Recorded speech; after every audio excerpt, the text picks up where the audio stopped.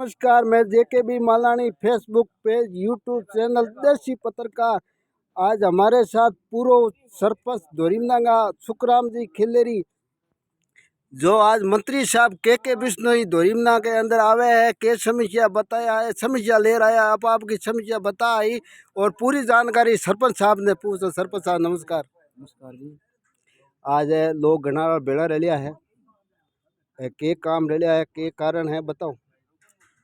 राजस्थान की सरकार बनने के बाद पहली बार राज्य मंत्री जी यहाँ आए हैं। पंचायत समिति की साधारण सभा की बैठक है। सारे अधिकारी और कार्मिक यहाँ मौजूद हैं। तो उनसे मीटिंग करके वापस ये जनता जो यहाँ आई है, इनके लिए अलग से स्टॉल लगाया गया है और इनकी समस्याएं सुनने के लिए इस कार्यक्रम को रखा गया है।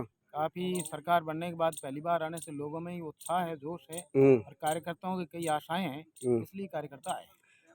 और सुखराम जी एक बात पूछने, ये के साहब मंत्री बन गया, मंत्री बनने के बाद पहली बार धोरीमने आया है, आपका केड़ी खुशी है पहली बार आने पर?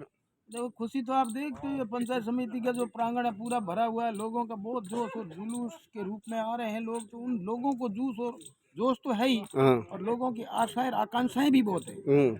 इसलिए अब ये तो वो आएंगे, बात करेंगे। सरकार की जो योजनाएं हैं, सरकार उन पर कितना ध्यान देती है, लोगों की जो आवश्यकता है उस पर गौर कैसे करेगी। तो लोग अपनी अपनी फरियाद लेकर के मंत्री जी के पास आए हैं, ताकि नई सरकार में अपनी फरियाद लेकर के ये सरकार के पास जाएंगे। जो लोगों की मांगे हैं उनको लेकर सरकार के पास जाएंगे, उन्हें अवगत करवाएंगे, उसके बाद उनकी पूर्ति करवाएंगे। जो आपकी समस्या है बस साहब ने होना है, मंत्री साहब ने, और बिल्कुल सारे एप्लीकेशन लेके आए, अपनी अपनी मांग लेके आए, सारी अपनी डिमांड लेकर के आए, तो वो मंत्री जी के सामने रखेंगे। अब मंत्री जी जितना उनका हिसाब है वो लेकर के सरकार के पास में, मुख्यमंत्री जी के पास में, उनके कैबिनेट मंत्री के पास में जाएंगे और उनकी वो अपना पूरा प्रयास करेंगे किसी तरह से जनता की जो मांग है उसको पूरा किया। बहुत बहुत सुखराम जी धन्यवाद है। अन्य पूछो साहब, थारे के समस्या ले रहा होते? नमस्कार। नमस्कार। हरिराम जांगो, माणकी ग्राम पंचायत अंडांडी डाणी के अंतर्गत राजस्व गांव मेवगुणा को बस्ती है। उसके अंदर मिडिल स्कूल है जो 1980 में हुई थी और मिडिल स्कूल हुई 2008 में। उसके अंदर 180 लड़के वर्तमान में पढ़ रहे हैं और जो बालिकाएं हैं 8वीं पढ़ने के बाद में सेकेंडरी में पढ़ने के लिए दूर नहीं जा सकती, तो उनके लिए एक सेकेंडरी स्कूल कर्मोन्नत कराने के लिए मेवगढ़ बस्ती के लिए हम यहाँ आए हैं। दूसरी समस्या है, मेवगढ़ बस्ती में उचित मूल्य की दुकान नहीं है। सरकार के द्वारा वहाँ भवन बनाया गया है, परंतु जीएसएस पुरावा के द्वारा वर्तमान में जो उचित मूल्य की दुकान चल रही है वो दूर है। इसलिए लोगों की मांग ये है कि वहाँ मेवगढ़ बस्ती में ही उचित मूल्य की दुकान शुरू की जाए।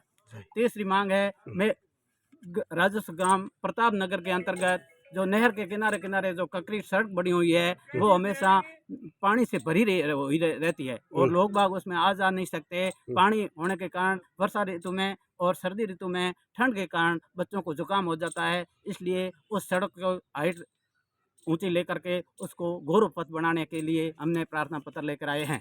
बहुत बहुत धन्यवाद साहब, नमस्कार।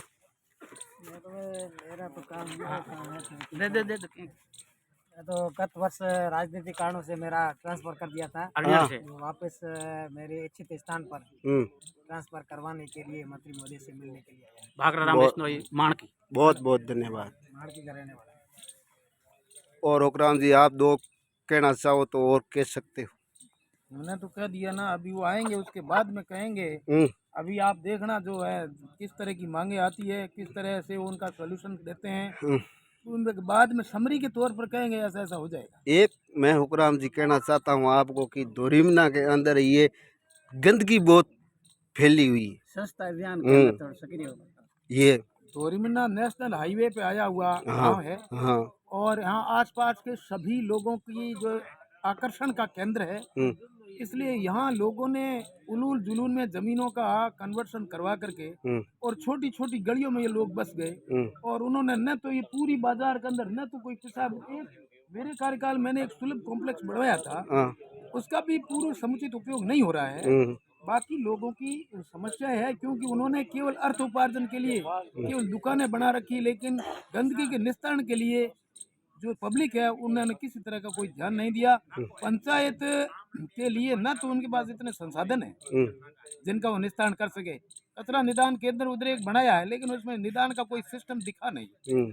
इसलिए दोरिमना की आमूल चूल जो समस्याएं है, उस समस्या की तरफ पूरा प्रोग्राम नहीं बनता है। मैं भी सरपंच रहा, मैंने भी कार्यक्रम को करने की पूरी कोशिश की, लेकिन संभव नहीं है, क्योंकि कस्बा उलूल जुलूल तरीके से बसा हुआ, उतार चढ़ाव में बसा हुआ है। इसलिए इसके अंदर क्या है कि इसका कोई बड़ा टेक्निकल रूप से प्रोग्राम बन करके इस कचरे का निस्तारण किया जाएगा तो ही संभव है, नहीं तो ग्राम पंचायत के स्तर पर न तो उनके पास इतना कोई बजट है जिससे वो कर सके।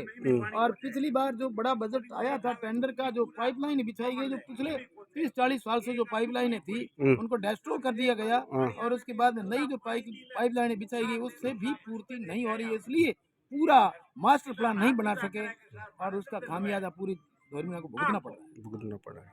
बहुत बहुत धन्यवाद।